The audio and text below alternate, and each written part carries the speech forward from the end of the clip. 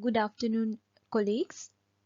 I will be providing insights on fisheries subsidies negotiations in this session. At the outset, I would like to just inform that the views expressed in this presentation are my own views in my own personal capacity and not of any persons or organization. So with this, let us start with the presentation. The outline of my presentation are as follows. I will first of all discuss a bit on the economics of fisheries and its management side of things. And then I will also share some of the existing fisheries related instruments that are available. And then examine the history of the fisheries subsidies negotiation and provide some insights on the current text with recommendations for members to consider.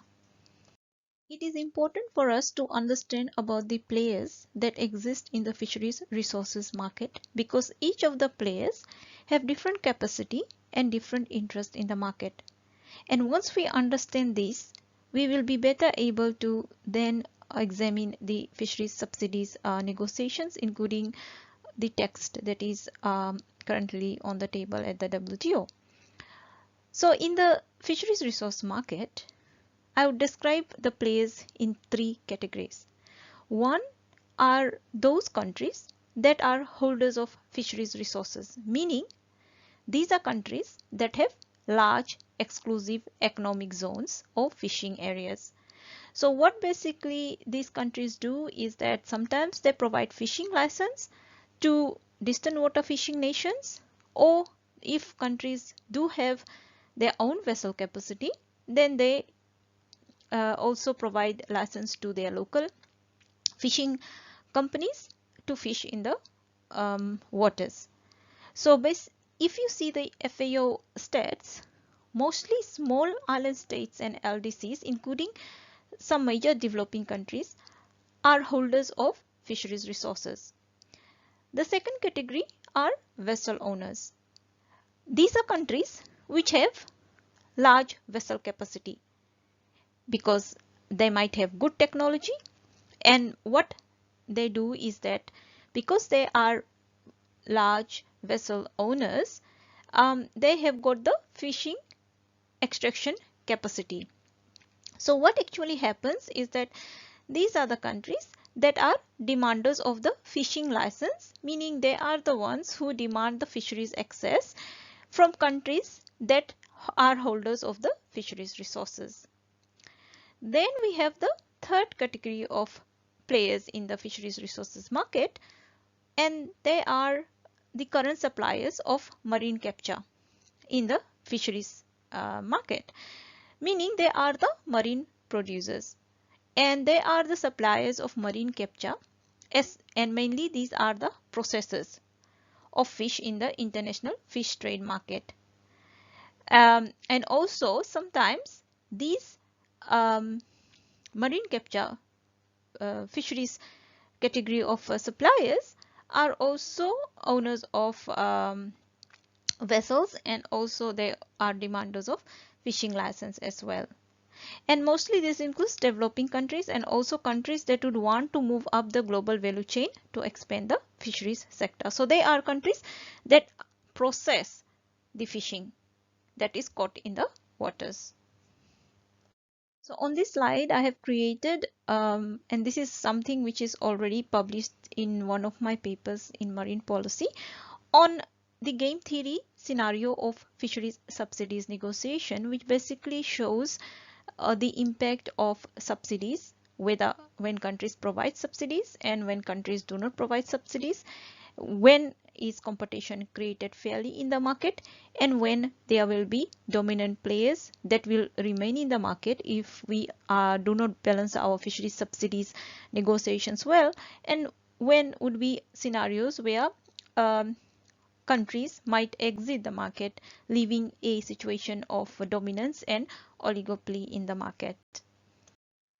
So looking at the previous scenarios in terms of the players that exist in the market, and when we map this into the retention of subsidy scenarios and the removal of subsidy scenarios, this is what is going to happen, which I previously have summarized in slide 4 on the game theory scenario. So in relation to the retention of subsidies, if countries retain subsidies, then the access to fisheries resources will be determined by issuance of licenses by the holders of fisheries resources, which are mainly small island states and also LDCs and developing countries. So these are countries that will then set the prices of the fish, which is access to licensing. So with subsidies, the marine producers who are demanders of fisheries resources are able to compete with the holders of large vessel capacity, and thus competition in the fish resource extraction market is maintained. Now, in relation to the removal of fisheries subsidies, the major marine producers that are demanders of fish resources, once subsidies are eliminated, would exit the fisheries market for the extraction, meaning that countries that might be dependent on the subsidies to survive in the market will then exit the market. The suppliers of fish resource extraction, meaning the license holders, the small states, will only have a few players in the market to sell the fishing license to, those who actually remain in the market after the removal of the subsidies and those who are able to compete in the market. So the vessel holders with non-specific subsidies will remain in the market for resource extraction, thus becoming the price setters, extractors and controlling the fisheries value chain, thus creating an oligopolistic market structure. So these are basically two scenarios that can happen in terms of retention of subsidies and removal of subsidies. And that is why when we are negotiating the fisheries subsidies negotiation, we have to be mindful that we create a balance whereby both parties, developing countries, including LDCs, SVEs, also benefit from these fisheries subsidies negotiations. Now that we have looked at the economics of the fisheries resource market and how the retention or the removal of subsidies will impact the different players in the market, now let's go into the fisheries subsidies negotiations. But before that, I would just want to recap a bit on the fisheries subsidies history in terms of the WTO context. So the fisheries subsidies negotiation was launched in Doha in 2001, and basically during that time fisheries subsidies rules were to be clarified and improved on. Then in 2005 at the Hong Kong Ministerial Declaration, there was a further commitment on fisheries subsidies negotiation with prohibitions of certain forms of fisheries subsidies that contribute to overcapacity and overfishing. In 2016, there was further discussion in relation to fisheries subsidies negotiation, but in light of SDG 14.6. In 2017, discussions on fisheries subsidies negotiations were actually based on the existing mandate plus the inclusion of the SDG 14.6. In 2018 at MC11, though there was no outcome, but members agreed to work towards a work program with possible conclusion in 2019. So this is basically where we are in terms of the historical outline of the fisheries subsidies negotiations. So in the current negotiations in fisheries subsidies, there are two sides. One where we are looking at fisheries subsidies in relation to trade issues, and one where fisheries subsidies are looked into in relation to management measures as well. And there has been previous debates on whether the focus should only be on trade and whether the focus should be on management. And as we will examine the current text, you will basically understand why the inclusion of management measures might require further additional reflection by members, and also because of that why we need to further enhance the special and differential treatment of the text. So while members are discussing the fisheries subsidies text, we also have to understand the bigger picture in terms of what is related to the fisheries sector when we are discussing it in a holistic manner. So on this slide, can see that for fisheries subsidies, it is only one part of the trade element, but in relation to other instruments, there's already discussions on fisheries.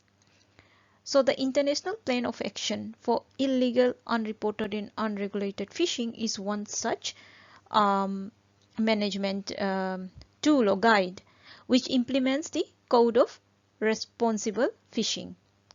Then we have others that are inside these or related to these IPO IUU, which is in terms of the compliance to the conservation and management measures, the voluntary guidelines on flag state responsibility, agreement on port state responsibility, and voluntary guidelines on securing sustainable small-scale fisheries, including a list of other management related measures, which I will be discussing or showing in the next slide. On this slide, I have basically listed the list of management measures, both binding and non-binding, which perhaps for those of you who are interested can go into further examination later. But the most important ones, the UNCLOS, United Nations Convention on the Law of the Sea, and the UN Fish Stock Agreement. These are two binding agreements in relation to the fisheries resources. So while we are doing fisheries subsidies negotiations, we have to be mindful that we do not compromise our sovereign rights under these two binding internationally committed instruments. Then we have others which are non-binding. These are agreement on port state measures to prevent, deter and eliminate IUU fishing. We have voluntary guidelines for flag state performance. We have agreements to promote compliance with international conservation and management by fishing vessels on the high seas. We have the FAO Code of Conduct on responsible fishing.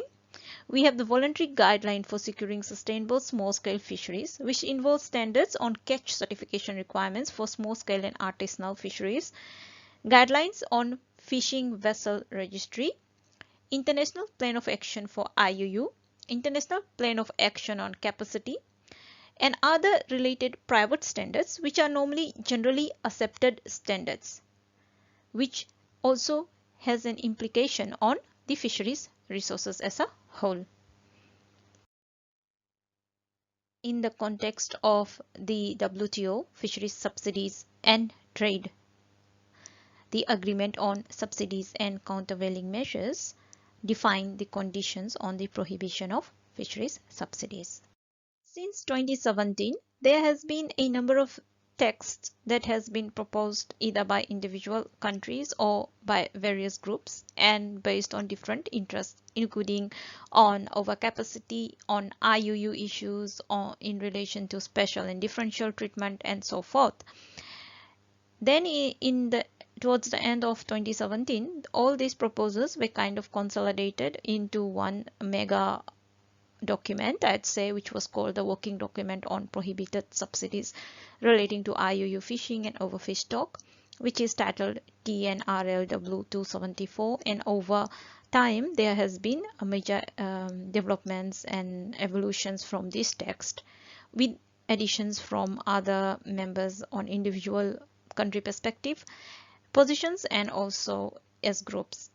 Now in 2020, where we are at, there's a new chess text, but looking at the previous text, though that some of the elements in the text are, I'd say, removed, but then the inspiration inside the text still remains from the TNRLW 274 text. So I will be basically trying to highlight some of the areas, some of the issues, and just providing recommendations for members to consider. The current chair's text as at 30th June 2021 contains 11 articles. Article 1 is on scope, Article 2 is on definition, Article 3 is on IUU, Article 4 is on overfished stock, Article 5 is on overfishing and overcapacity.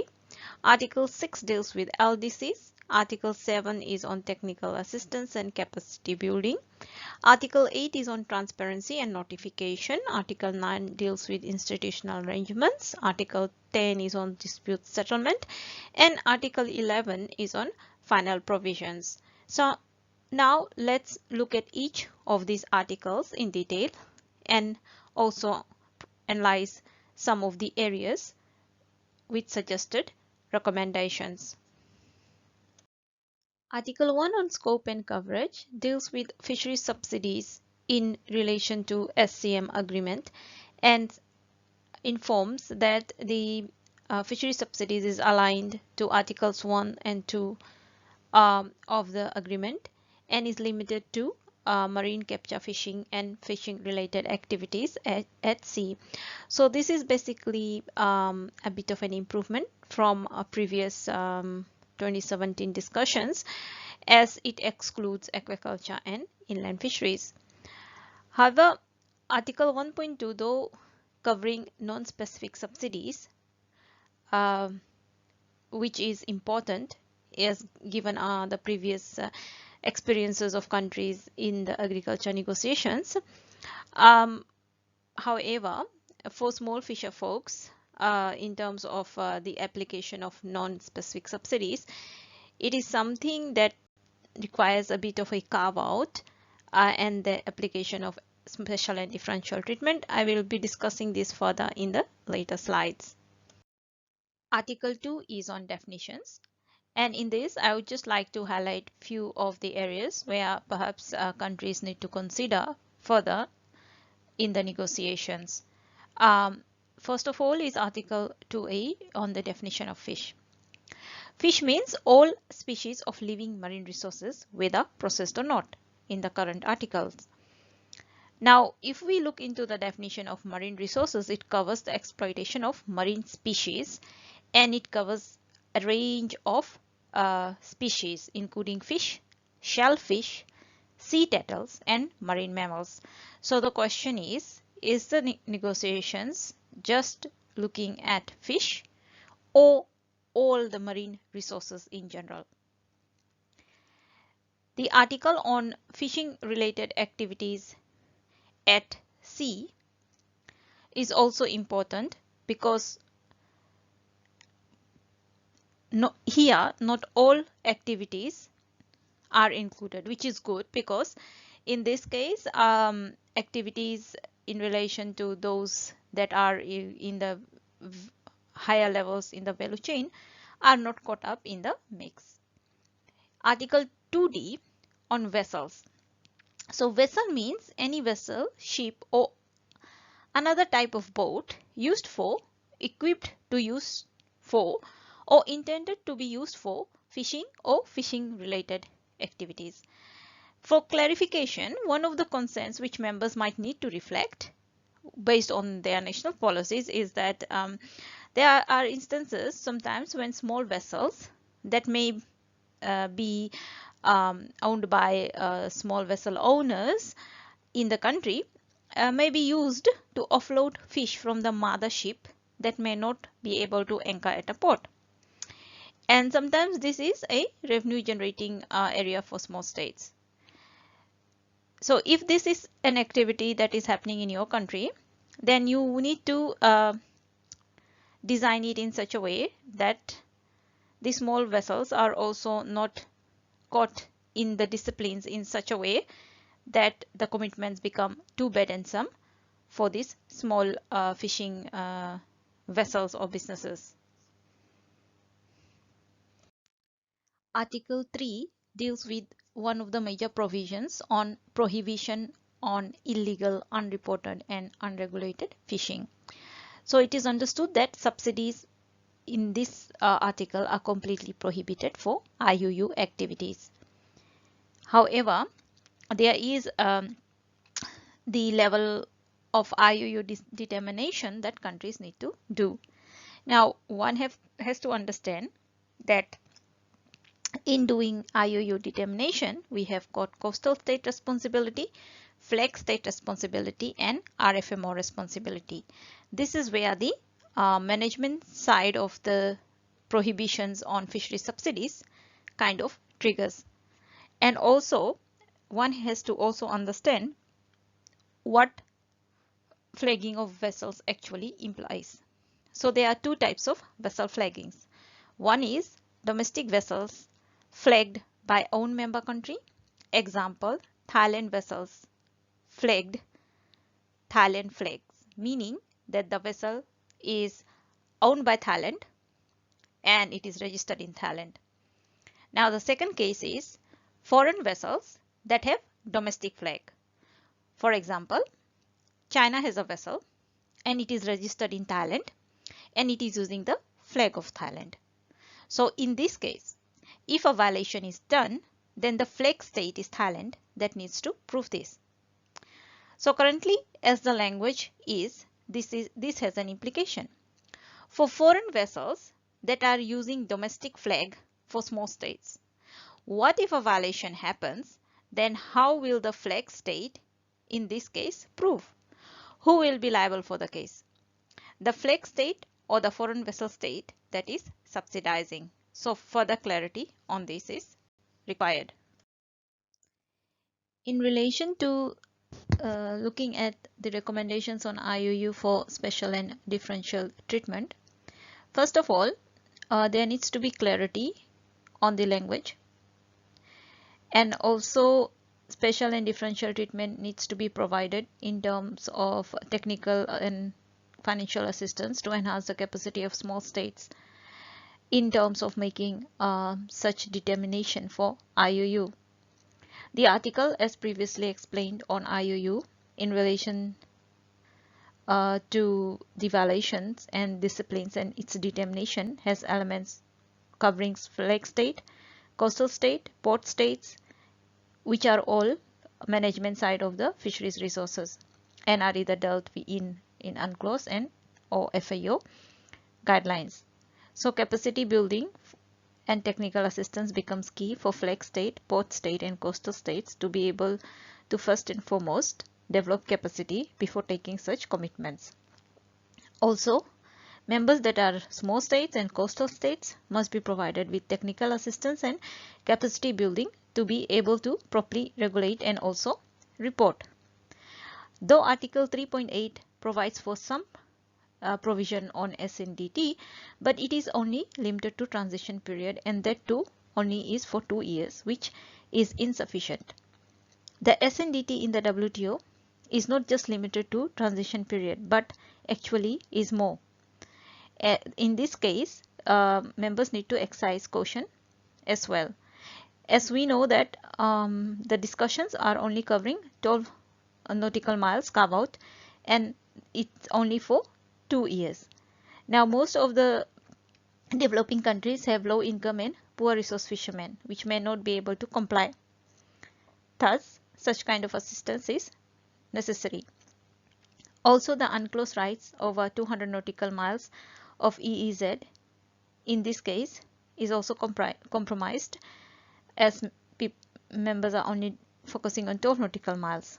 So there needs to be some discussion or maybe some reflection on whether members are comfortable with commitments on only 12 nautical miles.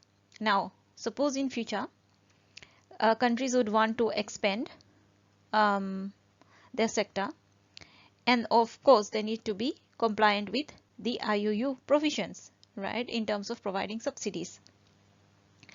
So those countries that already have the capacity and can already make the determination and can already properly regulate and report at this moment are already at a competitive advantage to do so. But countries, especially the developing countries, the small states and LDCs, may not have that capacity, and thus looking from a market access perspective, they are at a disadvantage and they do not have a competitive edge in the market. Basically, if you look into the slide of which on the game theory of fishery subsidies, This is basically what it is trying to explain. Article 4 concerns subsidies in relation to overfished stock. So I will be discussing what this article entails, and then also provide some SDT recommendations. So basically it states that subsidies are prohibited for overfished stock. And if a member would like to grant subsidy, then it has to provide evidence of rebuilding of stock to a biological sustainable level. While reading it, it may seem simple, but then there's a footnote 9 in the text which actually describes what this biological sustainable level actually includes. So to determine the biological level, footnote 9 expands on it to state that a biologically sustainable level is the level determined by a coastal member having jurisdiction over the area where the fishing or fishing related activity is taking place, using reference points such as maximum sustainable yield or other reference points based on indicators such as level of depletion or of trend time series data on catch per unit effort commensurate to the data available for the fishery, or by the relevant RFMO in areas for species under its competence. So this is in principle, this is difficult to determine for a developing country and more difficult for small vulnerable economies, right? This is difficult because it requires a level of resources to do such analysis, and only countries that already have the capacity to do so will be at the advantage. And also 4.4 of the article does give some exemption to low income and poor resource fishermen, but this is only in terms of transition period for 2 years. And as already mentioned, transition period is not enough. So to enhance the SDT provision, further assistance on capacity building in relation to the determination of overfished stock and the rebuilding of it at the biological sustainable level need to be provided to the developing countries.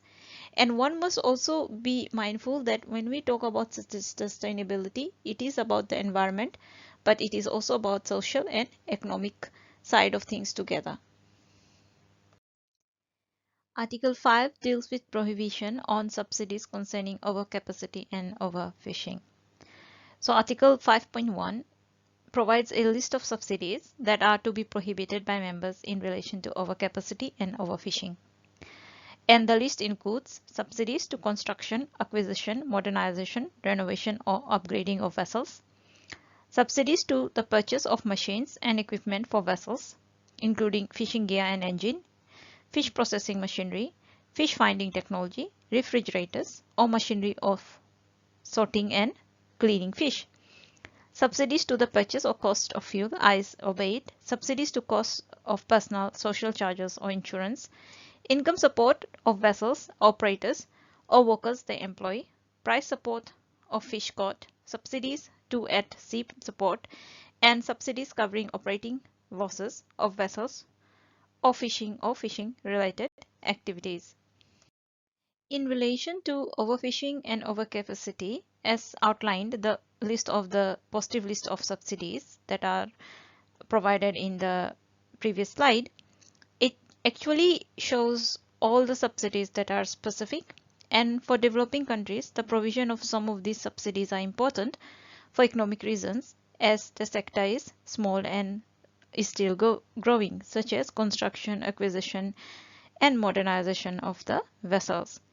The article does provide for carve-out to the provision, but then this is again conditional if the subsidizing member is able to demonstrate measures are implemented to maintain stock or stocks in the relevant fishery or fisheries at a biological sustainable level. And again, to determine the biological sustainable level, the condition is for this purpose of the paragraph means that the biological sustainable level is the level determined by a coastal state having jurisdiction over the area where the fishing or fishing related activity is taking place.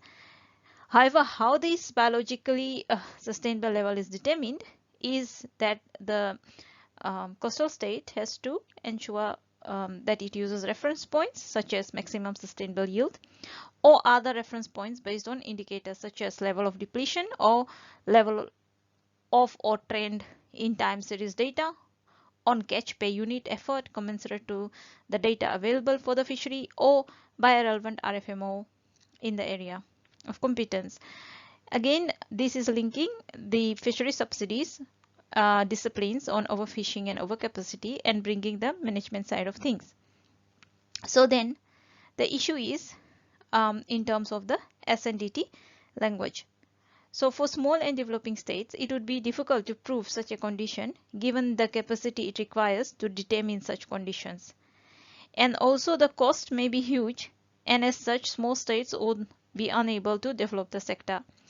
So when drafting the special and differential treatment, specific technical assistance and capacity building must be conditional to this, meaning that countries should be willing to provide the technical assistance and capacity building to developing countries for them to be able to develop their fisheries and their capacity in terms of assessing the biological sustainable level using this analysis of reference points, maximum sustainable yields, reference points, also how they would be able to determine the level of depletion, the time series data, the catch per unit efforts, and so forth.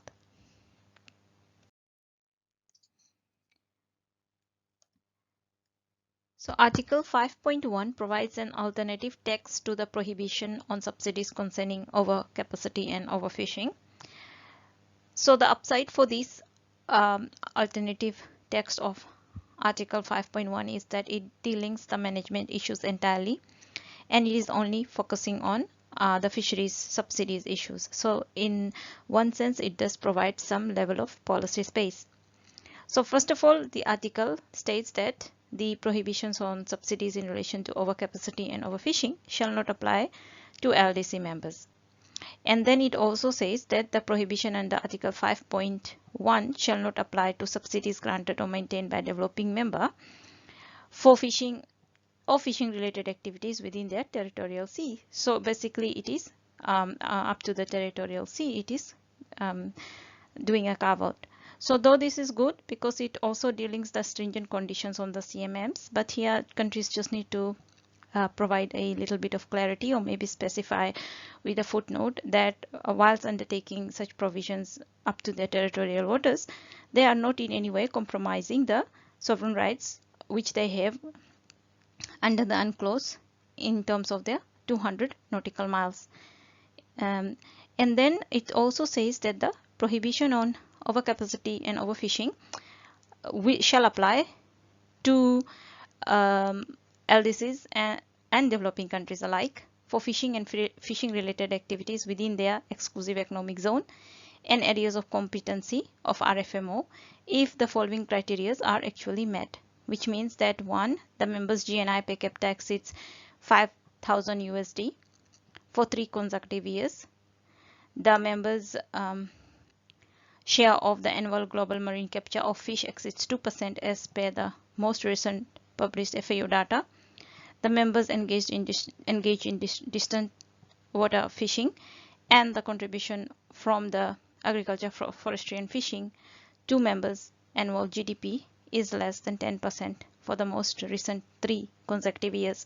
So basically all the criteria has to be met at once in order to trigger this provision.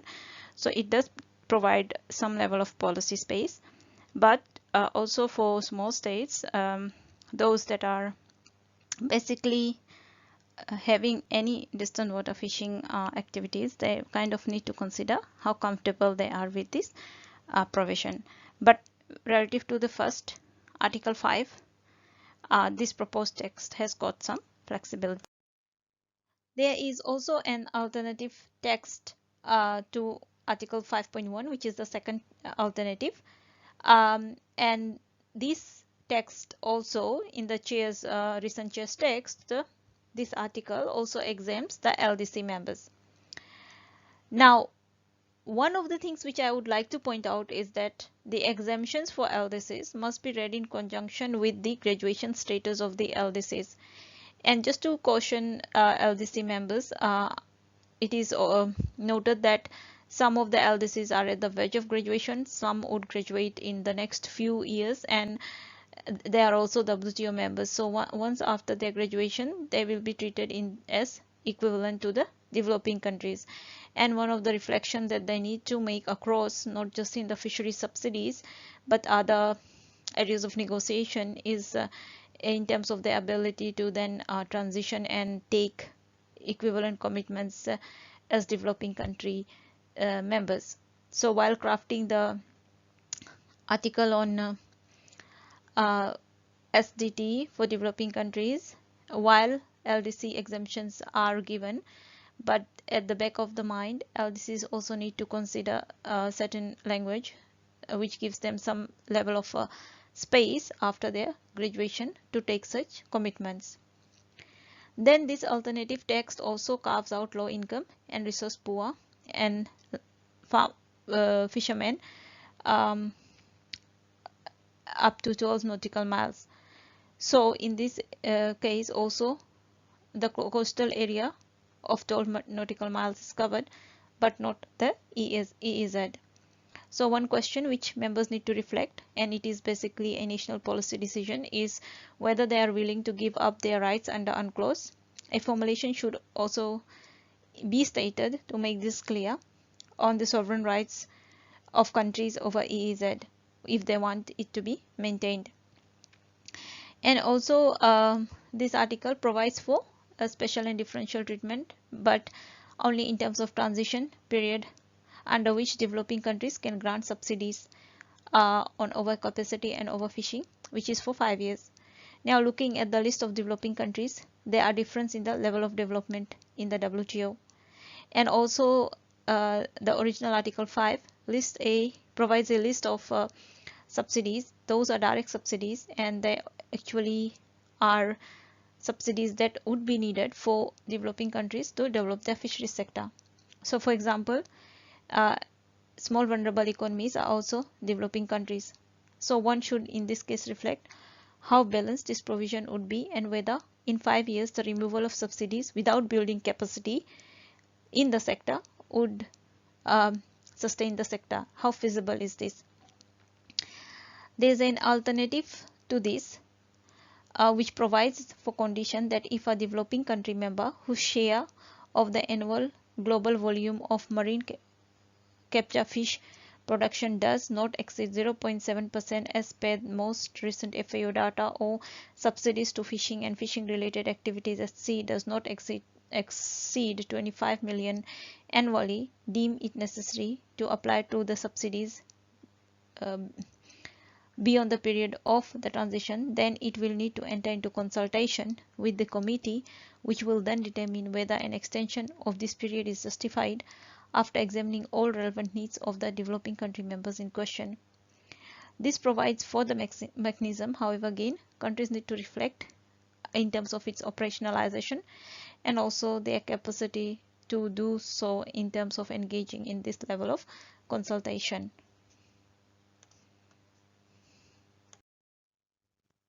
On specific provisions for LDCs, which is Article 6, it has got 2 articles currently on the table. One is on provisions relating to LDC members shall apply for a transitional period, meaning a number of years after they graduate from their LDC status. And also 6.2 states that a member shall exercise due restraint in raising matters involving an LDC member, and solutions explored shall take into consideration the specific situation of LDC members involved, if any. On the above article, one should just be mindful that given that almost all countries would have graduated from LDC status in future and moved to developing countries, then the SDT should ensure that it is fair. As such, the special and differential treatment provisions should expand on more specific areas of technical assistance and capacity building and not be generalized. Article 7 of the chair's text is on technical assistance and capacity building. However, it is just a very general article at the moment, which just says that targeted technical assistance and capacity building assistance to developing country members, including LDC members and landlocked developing country members, shall be provided for provisions of implementation of the disciplines under this instrument. In support of this assistance, a voluntary WTO funding mechanism shall be established in cooperation with the relevant international organizations such as FAO and the International Fund for Agriculture Development. So though there is a commitment for funding mechanism, which is good, but in terms of the technical assistance and capacity building, which is in the text, given the dynamics of the actual provisions, and also if there would be synergies created in relation to the disciplines and the management measures, then members seriously need to expand these technical assistance and capacity building provisions further and include the specific SDT provisions, which I have actually discussed in the previous slides. And for example, examining in relation to examining the provisions of IUU, overfish stock, overcapacity, and overfishing. If there are nexus to management measures, then specific technical assistance and capacity building need to be stipulated in relation to, for instance, monitoring, control, and surveillance for better reporting and regulating. Also, in terms of the determination of the MSY and reference points, in the determination of overfish stock and overfishing, then technical assistance and capacity building in this area is required, and also further technical assistance and capacity building is given in relation to research and development. In 2017, we had this ACP proposal where the special and differential treatment of the ACP proposal had provided some level of specificity in this regard. So I would urge negotiators or members to perhaps refer to the text and expand on this area of technical assistance and capacity building in relation to SDT. And furthermore, if you look at the UNCLOS and other guidelines, which I have actually shared in one of the other slides, these guidelines and also the UNCLOS provides for special requirements of developing countries, which is basically special and differential treatment of the developing countries in relation to when they take management measures. So that is something perhaps members can also reflect on and also use to incorporate in the text. Article 8 of the chair's text is on notification and transparency. For the fisheries negotiations, the basis is on Article 25 of the SCM agreement in relation to notification. However, the notification is not just limited to what is the current obligations under the SCM agreement, but it requires further information, and some of this information also includes management measures as well. So some of the options available on notification and transparency is that, first of all, transparency provisions must be limited to Article 25 of the SCM agreement, because from previous experience, developing countries and LDCs have had capacity issues when undertaking notification as per Article 25 of the SCM. The notification in this case requires additional information to the current SCM requirements. And the additional information is in relation to fish catch data and also requirements to provide information on the status of stock, the conservation and management measures, which is all SCM plus in this case. An additional issue is that the information that may be confidential in nature should be excluded, and this is not specified in the notification and transparency, and something which needs to be explicitly footnoted or mentioned in the text. So in relation to special and differential differential treatment and notification and transparency on technical assistance and capacity building for notification. This should be made explicit and be conditional to the notification and transparency provisions. Furthermore, explicit mention must also be made that the information that may be confidential in nature with commercial interest should be excluded. And if in instance where members decide to provide more information, which is SCM plus, then there should be greater demand that the technical assistance and capacity building in relation to collating such information and building the capacity of the institutions must be provided before such burdensome obligations are taken. Article 11 is on final provisions. 11.1 states that nothing in this instrument shall be construed or applied in a manner which will affect the rights of landlocked country members under the public international law. In this, I just have one comment observation that this is an important article and should be extended to all countries, and also the mention should be more specific to the retention of sovereign rights of member countries under the UNCLOS, meaning that member countries' rights under the UNCLOS should not be compromised in any way in this agreement. Article 11.3 states that except as provided in Article 3 and 4, nothing in this instrument shall prevent a member from granting a subsidy for disaster relief, provided that the subsidy is limited to the relief of a particular disaster, limited to the affected geographic area, time limited, and in the case of reconstruction subsidies, limited to restoring the affected area and affected fishery and or affected fleet up to a sustainable level of fishing and of fishing capacity as established through a scientific-based assessment of the status of the fishery and in no case beyond its pre-disaster level.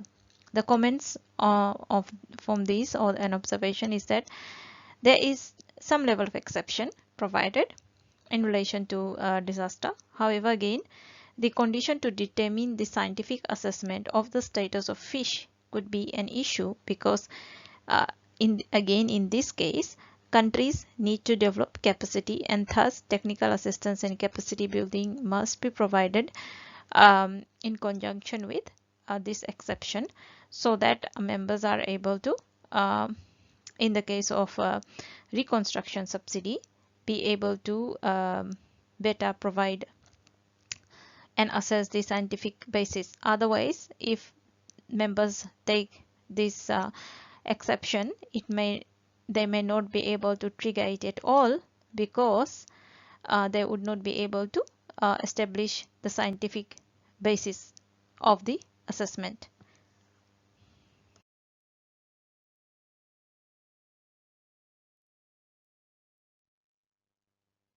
So in conclusion, fisheries subsidies negotiation and SDG 14.6 has to balance the economic, social and environmental aspects which make the three pillars of the SDG.